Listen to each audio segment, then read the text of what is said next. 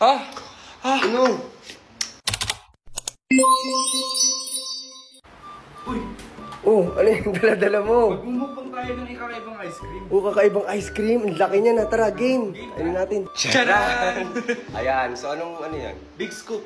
Big scoop avocado. 1 gallon. Kulay. Ayun o. Avocado. May avocado talaga. So, tikman na natin Game. itong ating ice cream big scoop avocado. Ito yung kulay niya.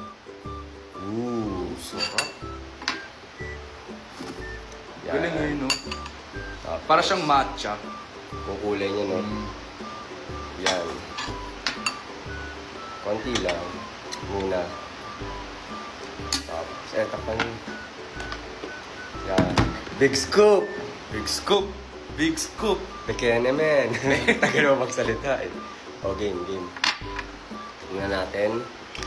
Yan. Ayan.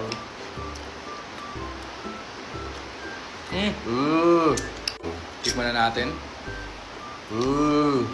Ang pum. Joke lang. Hindi convincing nga. Isa pa. Tikman na natin. Uy! Hindi ka naman nakikita. Joke lang. Tikman na natin. Ano? Joke lang. Sarap, no? Avocado yung... Anong lasa? Kung i-describe mo to, ano to? Parang avocado lang siya na natunaw na may gatas. Hindi siya mayelo. Yung parang hindi siya... Di ba may ibang ice cream na parang...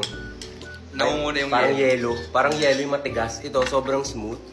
Masarap talaga yung Big Scoop. Hindi to sponsor.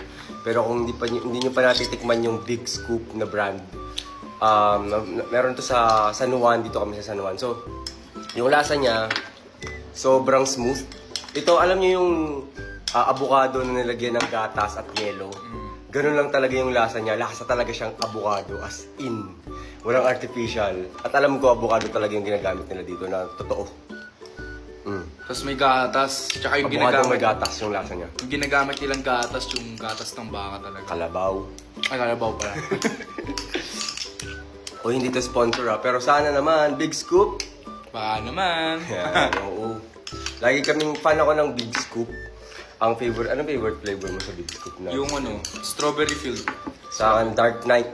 Pero carousel yon, Big Scoop din yung may go. Meron din yung green mango ng Green mango. So,